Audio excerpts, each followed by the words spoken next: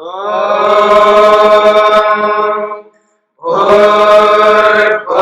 स्वः तत्सवितुर्वरेण्यं भर्गो देवस्य धीमहि धियो यो नः प्रचोदयात्।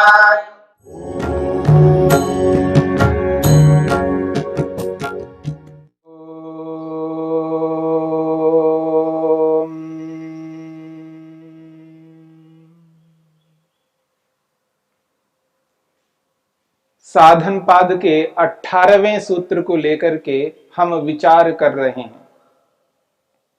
प्रकाश क्रिया स्थितिशीलम भूतेन्द्रियात्मकम भोगापवर्गार्थम दृश्यम।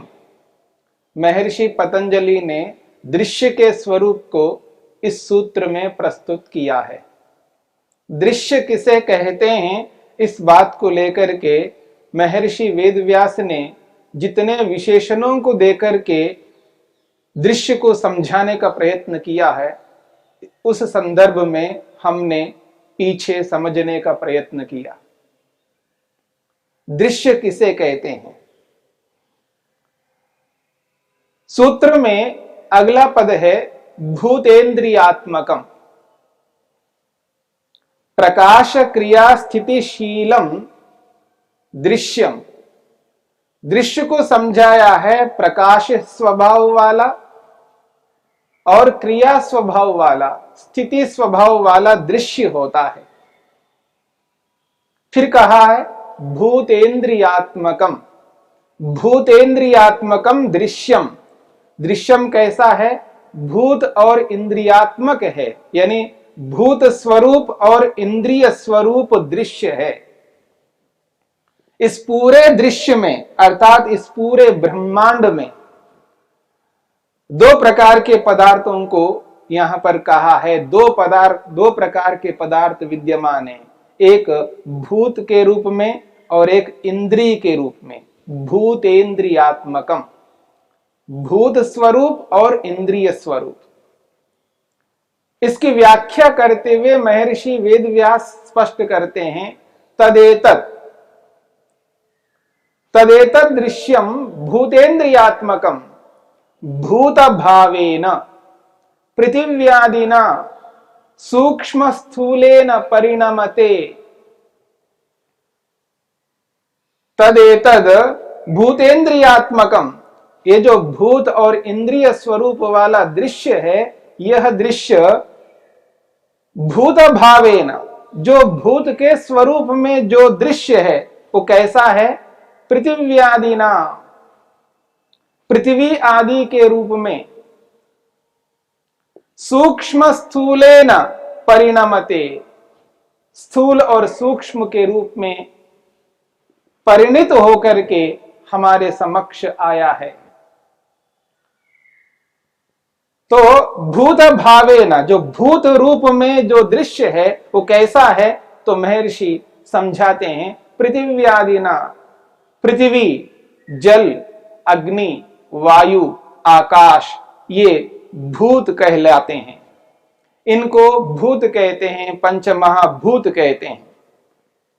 पंच तत्व के रूप में प्रस्तुत किया जाता है लोक में। ये भूत है अर्थात पंच महाभूत है, पृथ्वी, जल, अग्नि, वायु, आकाश। ये स्थूल रूप में है। इसलिए महर्षि ने कहा है सूक्ष्म स्थूल भावेन, सूक्ष्म और स्थूल रूप से विद्यमान है। तो ये पंच महाभूत जहां स्थूल रूप में इस दृश्य में, इस ब्रह्मांड में विद्यमान है, इनके जो कारण हैं सूक्ष्म भूत कहलाते हैं। ये स्थूल भूत है जो दिखने वाले हैं और इनके जो कारण हैं वो है सूक्ष्म भूत। पृथ्वी का जो सूक्ष्म भूत है वो गंध तन्मात्र है। गंध तन्मात्रा को सूक्ष्म भूत कहते हैं। और जो जल है उसका जो सूक्ष्म भूत है वो रस तन्मात्रा है।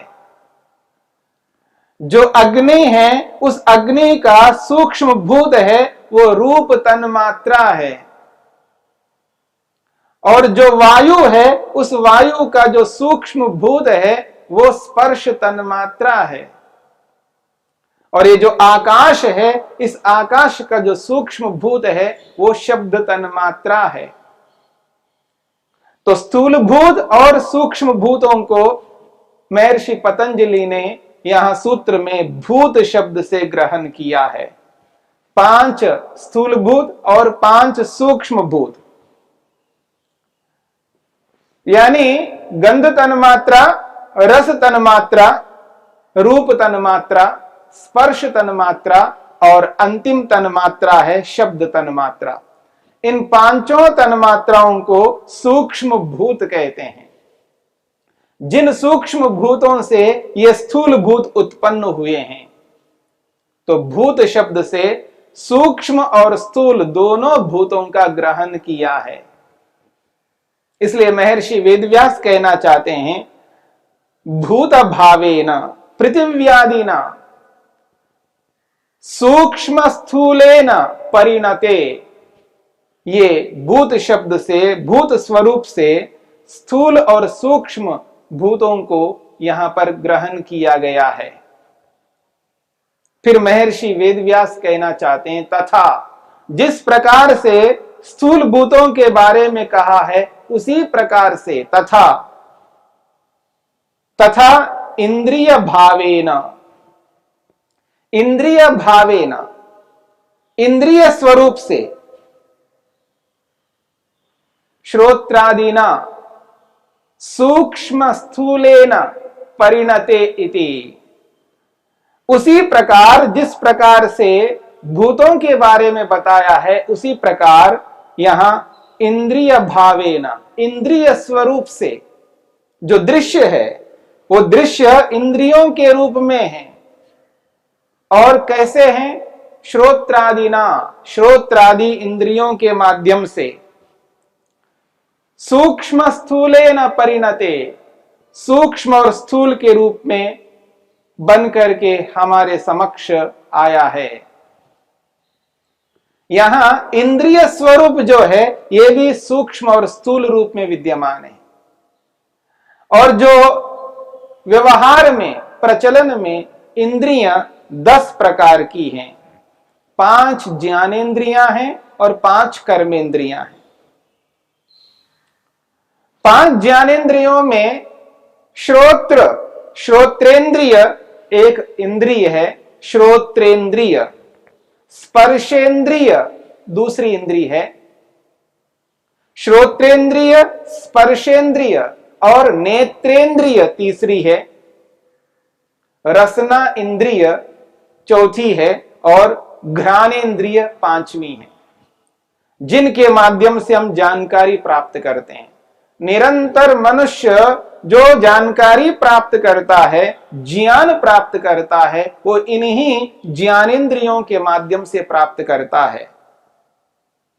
यानी घ्राणेंद्रिय जो नासिका में विद्यमान है, रसनेंद्रिय जो है जिह्वा में विद्यमान है, नेत्रेंद्रिय आंखों में विद्यमान है और स्पर्शेंद्रिय पूरी त्वचा में विद्यमान है और अंतिम श्रोत्रेंद्रिय कानों में विद्यमान है। इन 5 ज्ञानेंद्रियों के माध्यम से 5 प्रकार के ज्ञानों को हम निरंतर प्राप्त करते रहते हैं।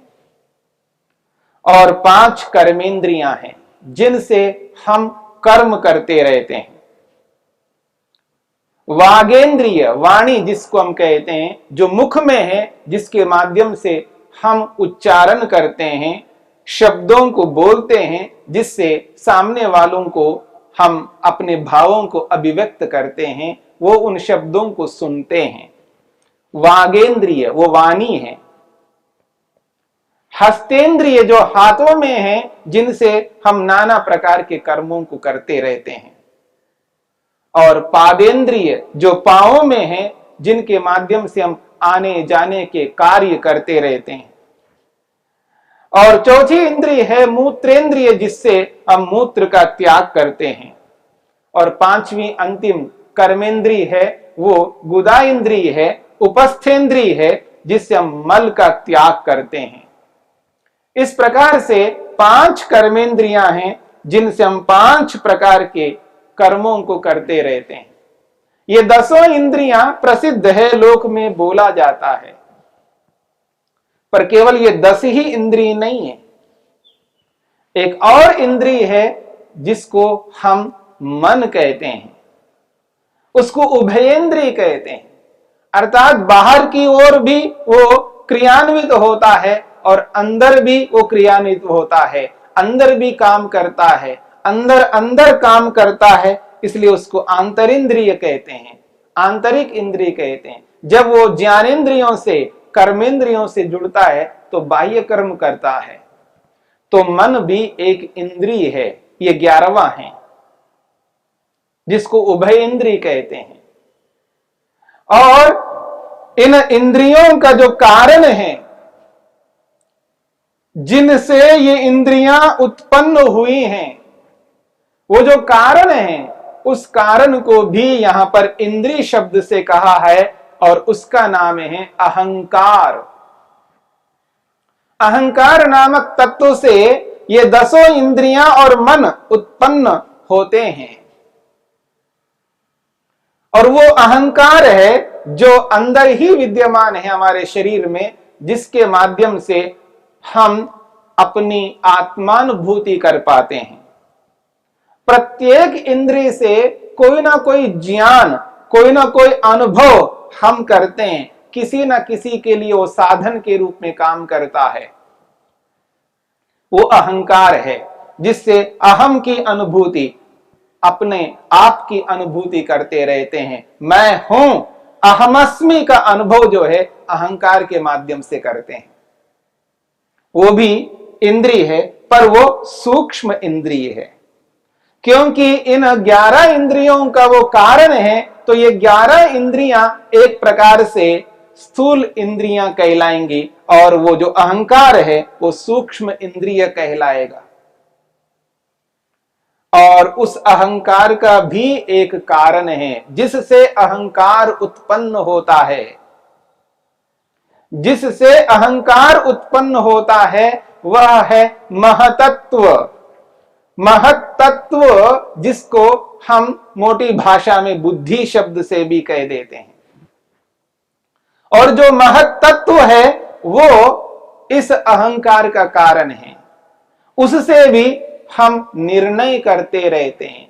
आज जो कुछ भी हम निर्णय कर रहे हैं, अब तक जो कुछ भी हमने निर्णय किया है और भविष्य में जो कुछ भी निर्णय करेंगे, उसी महतत्व के माध्यम से ही करेंगे।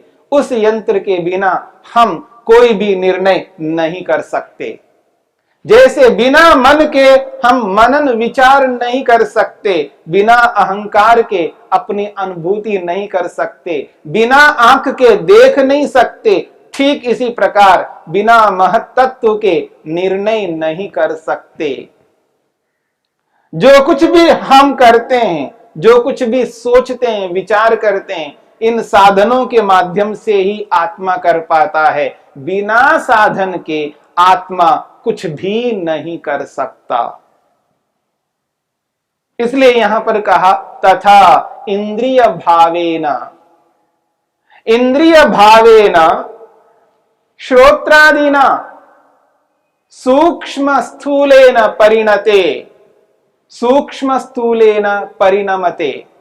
ये सूक्ष्म और स्थूल के रूप में ये इतनी इंद्रियां हैं।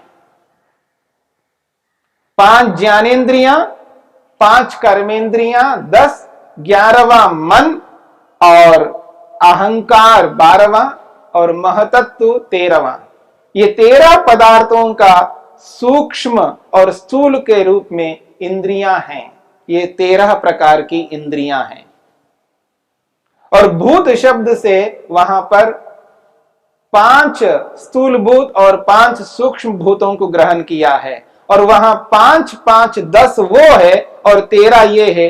23 पदार्थों का ये दृश्य पदार्थ है। भूतेन्द्रियात्मकम, भूत और इंद्रिय के रूप में ये जो दृश्य है, जो ब्रह्मांड है, इसमें 23 प्रकार के पदार्थ हैं। संपूर्ण ब्रह्मांड में ये इतने पदार्थ हैं, इन्हीं पदार्थों का ये संपूर्ण दृश्य पदार्थ हैं, संपूर्ण दृश्य संसार है। इनमें से कुछ दिखाई देने वाले हैं और कुछ आंखों से या इंद्रियों से नहीं दिखाई देने वाले हैं।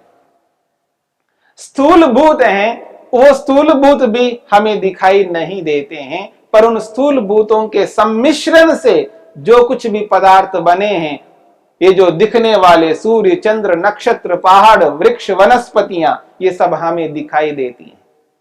ये सब दिखाई देते हैं क्योंकि ये दृष्टिगोचर में आते हैं, आंखों से दिखाई देते हैं। और जो आंखों से या इन इंद्रियों से दिखाई ना देने वाले पदार्थ हैं, वो सूक्ष्म हैं। पर इस संपूर्ण दृश्य संसार में 23 प्रकार के पदार्थ हैं, भूत रूप में 10 और इंद्रिय रूप में 13। यह है भूतेन्द्रियात्मकम दृश्यम। इसलिए कहा जा रहा है तत्तु न अप्रयोजनम।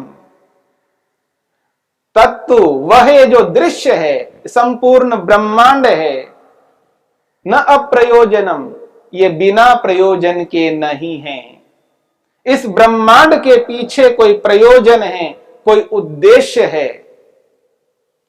बिना उद्देश्य के संपूर्ण ब्रह्मांड विद्यमान नहीं है। आज इस संसार को हम देख रहे हैं, आज संसार है तो समझ लेना इस संसार का, इस दृश्य का, इस ब्रह्मांड का कोई ना कोई प्रयोजन है। बिना प्रयोजन के संसार संसार के रूप में नहीं रह सकता। इसलिए महर्षि वेदव्यास कहना चाहते हैं तत्तु न अप्रयोजनम अपितु प्रयोजनम उररीकृत्य प्रवर्तते इति।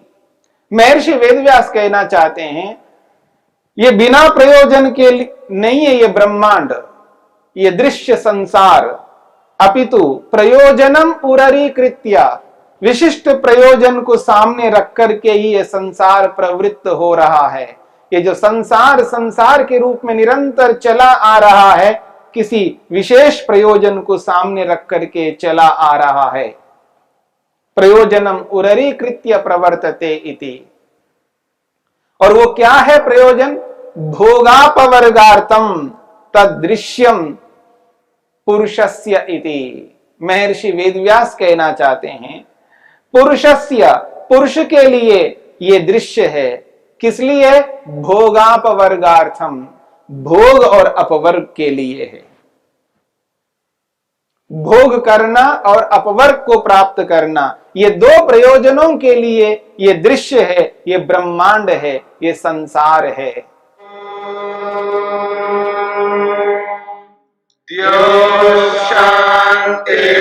शांतिरंतरिक्षम शांति पृथिवी शांतिरापः शांतिरोषधयः शांति वनस्पतयः शांतिर्विश्वे देवाः शांतिर्ब्रह्म शांति सर्वं शांति शांतिरेव शांति क्षमा शांतिरेधि। ओम शांति शांति शांति।